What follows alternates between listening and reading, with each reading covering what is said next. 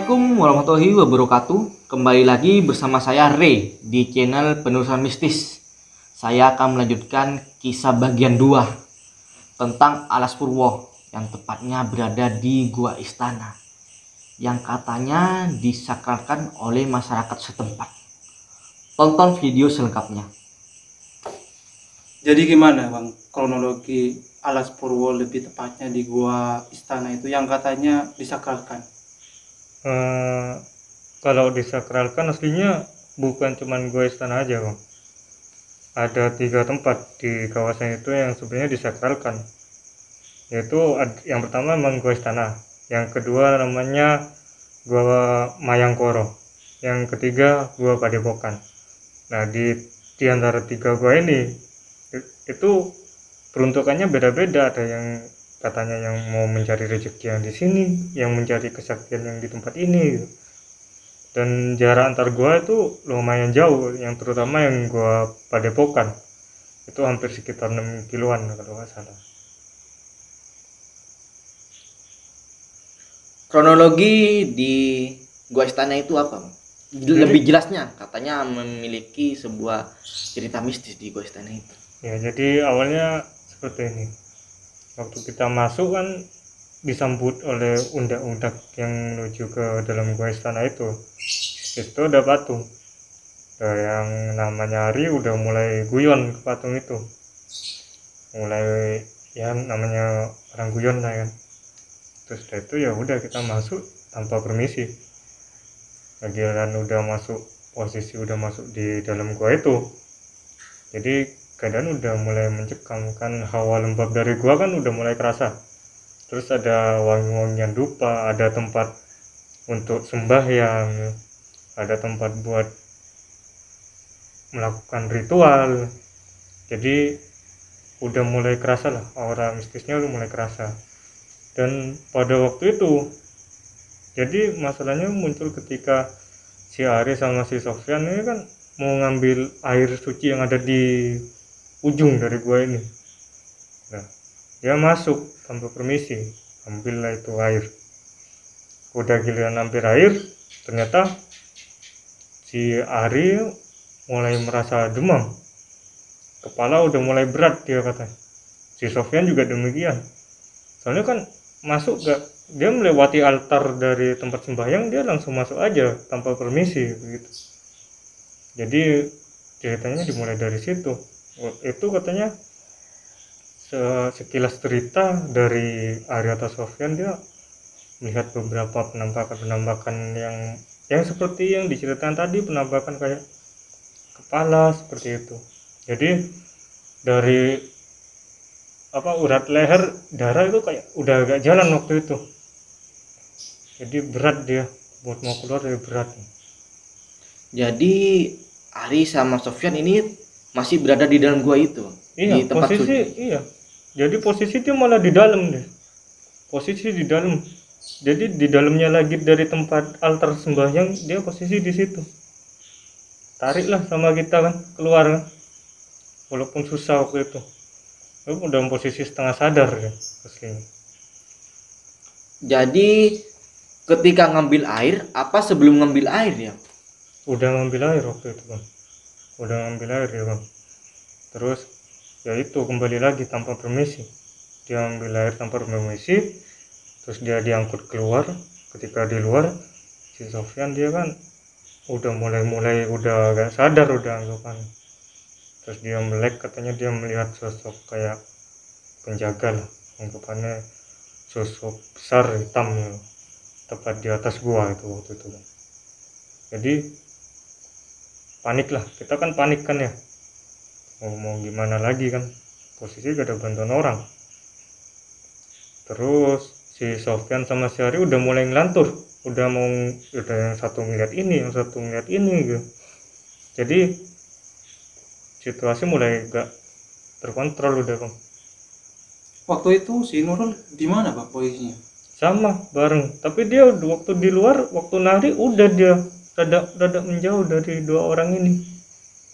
Takut dia, kan cewek ya wajar takut gitu bang. Lalu Sofyan sama Ari ini gimana cara ngatasinya, Bang? Kan dia Jadi diajak bicara udah gak nyambung kan. iya, jadi saya itu bang, kayak ya ngasih doa lah ke dia. Ya doa, kita baca Al-Fatihah, baca sesuatu yang ya sekiranya permintaan maaf lah atas ketidaksopanan kita. Nah, dan air yang dipegang itu kan ada gelas aqua kecil itu bang, gelas botolan plastik kecil. Jadi saya ambil lagi. Jadi si Nurul suruh jagain ini, suruh jagain dua orang ini udah bang. Saya masuk ke dalam, air itu tak tuang kembali udah, jadi tak kembalikan. Jadi prinsip saya kan waktu itu kan, apa yang kita ambil tanpa izin, jadi kita harus mengembalikan sesuatu itu baik lagi ke tempat awalnya, soalnya bukan hak kita kalau kita ngambil. Jadi kalau kita ngambil 5, jadi kita kembalikannya 5 gitu. Jadi prinsip saya gitu. Jadi udah dikembalikan, keluar ya mulai sadar, walaupun lemes ya sadar, tapi gitu alhamdulillah sadar. Jadi air itu belum sempat diminum. Belum, itu posisi ini bang, mau dibawa pulang, bukan mau diminum.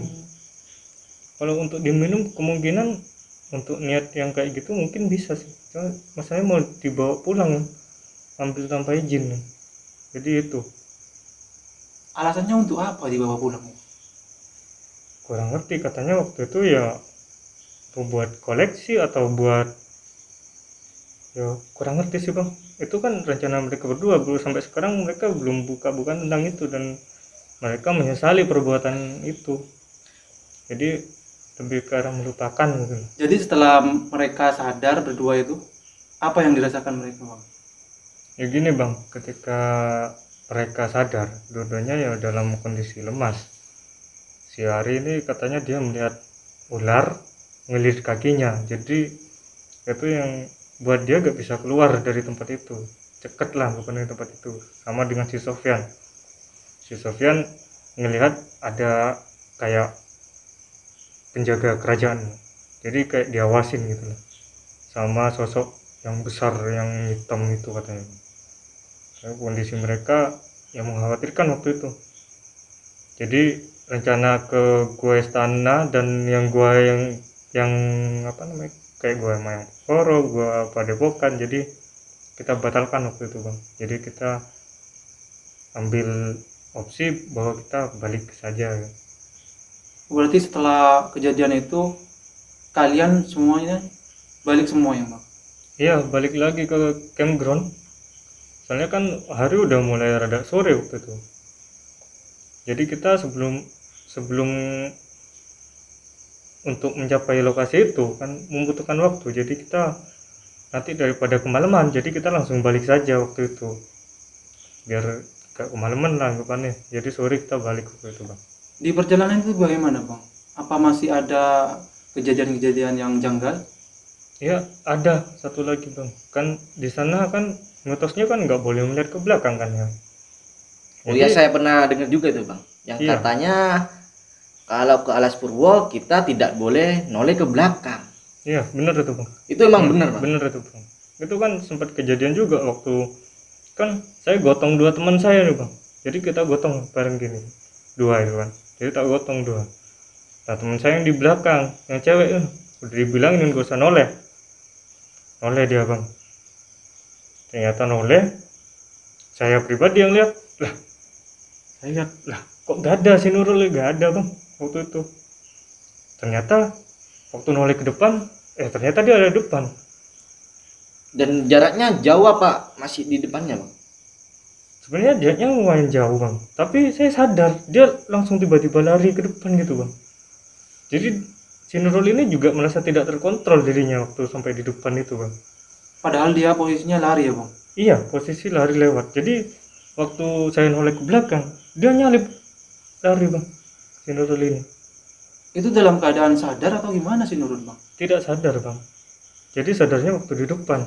Dia noleh ke depan kan, lah kok gak ada temen saya yang di depan yang tiga ini. Loh ternyata di belakangnya gitu bang.